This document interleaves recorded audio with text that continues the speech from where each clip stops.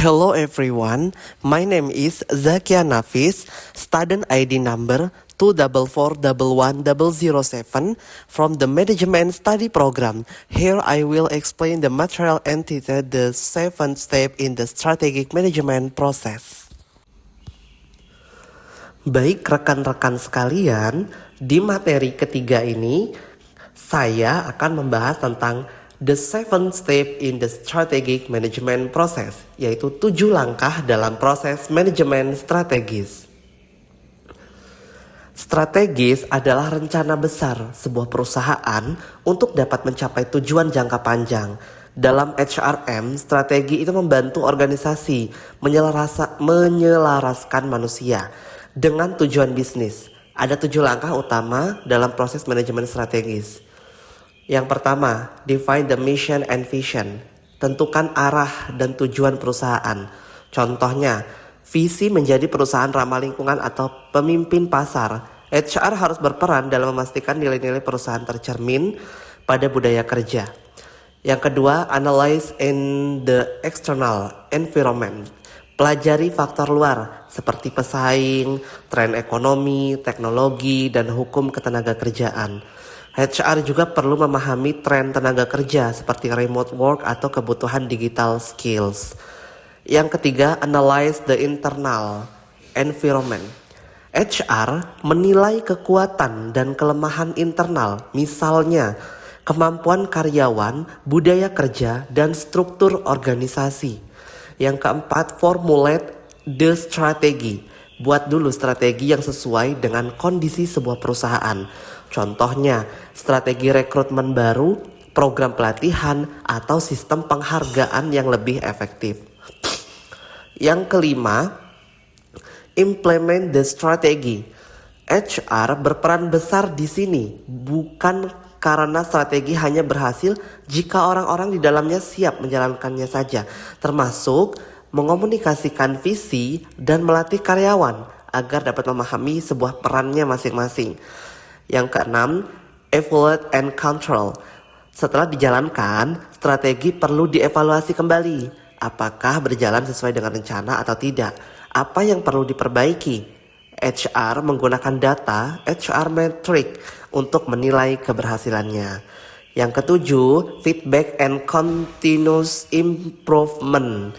Jadi proses strategis itu bersifat berkelanjutan. HR terus menyesuaikan strategi sesuai dengan perubahan lingkungan bisnis. Jadi HR itu tidak hanya mengikuti strategi perusahaan saja, tapi juga berkontribusi dalam menciptakannya. Setiap organisasi menggunakan strategi yang berbeda, tergantung pada tujuan dan posisinya di pasar. Ada beberapa jenis strategi utama. Yang pertama, corporate strategy. Strategi di tingkat tertinggi menentukan arah besar sebuah perusahaan, seperti diversifikasi produk, ekspansi, atau merger. HR mendukungnya dengan memastikan jumlah dan kompetensi sumber daya manusia yang sesuai. Yang kedua, bisnis strategi. Fokus pada bagaimana caranya bersaing di pasar. Misalnya apakah perusahaan bersaing lewat harga, kualitas, ataupun inovasi. HR harus menyesuaikan sistem rekrutmen dan pelatihan agar mendukung strategi ini. Yang ketiga, functional strategi, termasuk HR strategi. Strategi di level departemen, misalnya HR marketing atau produksi. HR strategi menekankan pada bagaimana mengelola orang agar mendukung strategi bisnis. Yang keempat, yaitu competitive strategi. Michelle Porter Model terdiri dari cost leadership, yaitu menekan biaya. HR fokus pada efisiensi dan produktivitas. Selanjutnya, differentiation, fokus pada inovasi. HR harus membangun budaya kreatif. Selanjutnya, fokus strategi, menargetkan segmen pasar tertentu. HR harus merekrut orang yang memahami segmen itu. Intinya, setiap strategi bisnis akan berhasil jika HR-nya selaras dengan arah perusahaan. Strategic Human Resource Management SHRM adalah pendekatan di mana HR tidak hanya bekerja administratif saja, tetapi juga menjadi bagian dari perencanaan strategis sebuah organisasi. Ciri-ciri SHRM: HR ikut dalam pengambilan keputusan bisnis. Semua kebijakan HR, mulai dari rekrutmen, pelatihan, penilaian, dan kompensasi, disesuaikan dengan tujuan strategis sebuah perusahaan. HR menggunakan data dan analisis untuk mendukung sebuah keputusan strategis. Contohnya, jika perusahaan ingin menjadi pemimpin inovasi, HR akan menyesuaikan strateginya dengan merekrut orang kreatif, menciptakan budaya inovatif, serta memberikan penghargaan bagi ide baru.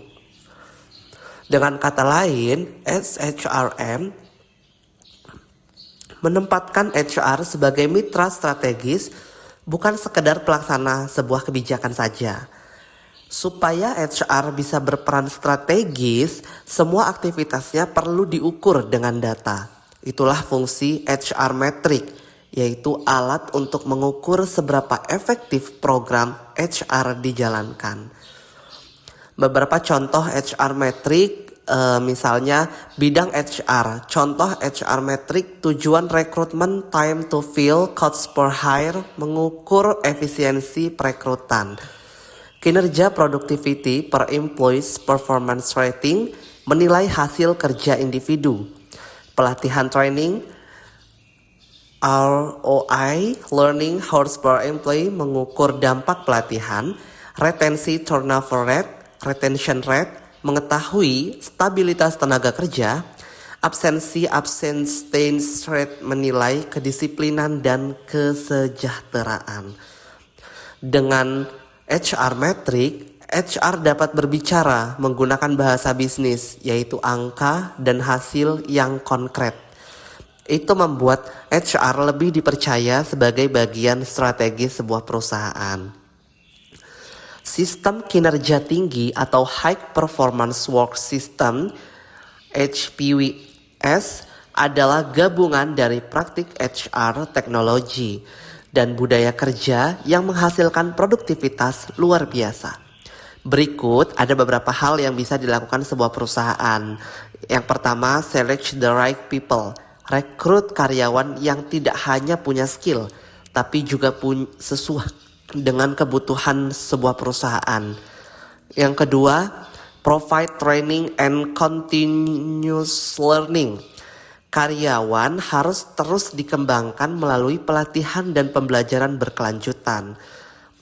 Yang ketiga, empower employees. Beri kepercayaan dan tanggung jawab agar karyawan bisa mengambil keputusan sendiri. Yang keempat, reward and recognize performance.